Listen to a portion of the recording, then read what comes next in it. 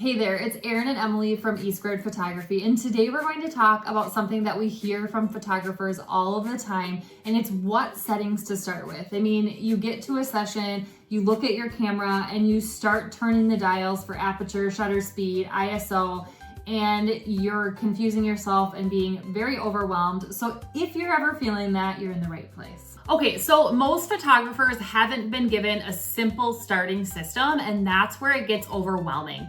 So that's what we're here today to do, is to walk you through kind of our little simple setup that we use for our portrait sessions. So most photographers aren't bad at settings, they just don't have a starting system. So most people are thinking, oh, it's something to do with my camera or it's something to do with my settings, and it's really because they've never been given a simple starting system where they see every single session is different, all the lighting is always different. I'm so overwhelmed, I don't know where to start. But with this simple starting system, it's going to feel a lot less overwhelming. Okay, so instead of trying to guess like, okay, when I'm indoors, this is what I do when I'm at the beach, this is what I do when I'm in a field, this is what I do when it's morning, when it's night, all of those things, that just gets too overwhelming. So what we do is we start with the baseline of settings. So we have a set number that we set everything to, and then we adjust based on what we're given. And that really helps simplify it and allows us to take a deep breath at the session, and we know we're getting the settings we need.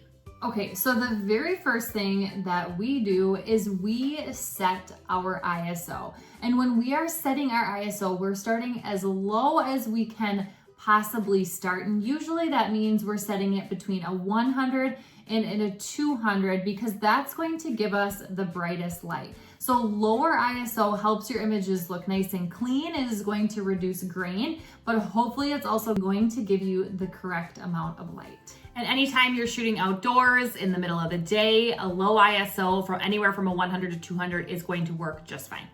All right, so we typically start at a 100 to 200 for our ISO. Now, if we are faced with a low light situation, such as the sun has set and it's just became dark, or maybe we're just in a darker spot where we didn't realize our ISO wouldn't be great or wouldn't be high enough. So if that happens, we are then going to go from our base setting, which was what, a 100 or 200, and we're going to bump our ISO up. So whenever we have low light, we are going to raise our ISO in small increments, and kind of think of ISO as your brightness adjustment. So when you need brightness or more exposure in your photo, you're going to then bump up your ISO. Okay, so we've set our ISO, like Erin said, we start at about a 100 or 200 every single session. And then the next thing we think about is our aperture. And remember, aperture is dealing with keeping the image in focus and also giving that creamy, dreamy background as well. So when we're talking about aperture, we always base it on the number of people we are photographing. So let's look at some examples here for that. So if we are shooting one person, we are typically always at about an f2.2, maybe sometimes a 2.8, but really we don't like to go lower and we don't like to go higher. We love that number and it still gives us that creamy, dreamy background. As we move into bigger families, we are usually at an f3.2, anywhere from there to an f4. And then for larger groups, we like to be at an f4 or higher if needed. So again, we set our ISO, now we move on to our aperture and we're making sure it makes sense with the number of people. If we were to shoot a wedding party at an f1.8, there is a high chance that we're going to have out of focus people.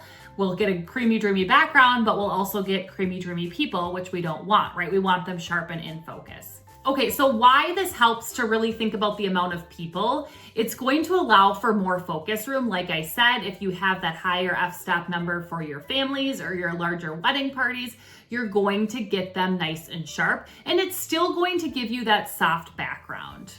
So real quick, let us know in the comments, what is your favorite or maybe your go-to aperture that you photograph families at? And if you could, leave that comment because not only does it help us, but it also helps other photographers who join in on these videos. All right, now the last thing that we're going to look at is our shutter speed. Now shutter speed is going to help capture that movement.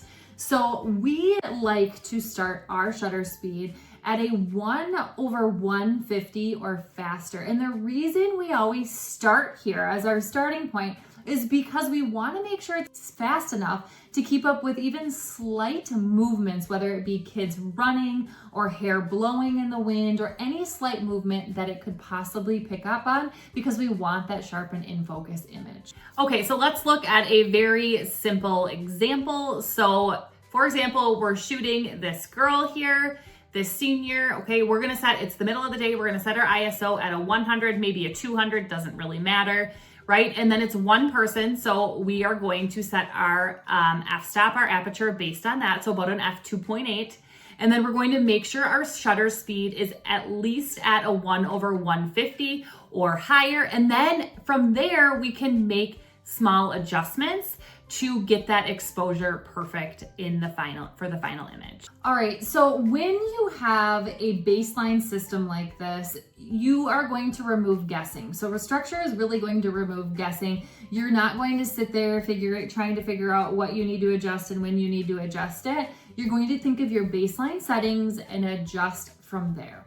Okay, so hopefully that was helpful, but if you still feel a little bit uneasy and you still feel like, okay, I feel like I would still be guessing a little bit, that is okay. We want to invite you tomorrow. We have one more, if you're watching this on the day we release the video, we have one more live training for our manual mode training. It's about a 1-hour training where we're going to dive deep into all the parts, the exact simple system we use, similar to what we talked about today, but a lot more in depth, and then what to do in certain scenarios to really make you feel confident going into your next shoot. So hopefully you can join us. Go ahead and click the description below. We'd love to see you there. Now, if you enjoyed this video today, make sure to like, subscribe, and share with a friend so we know to make more videos just like this one. And we will see you next week.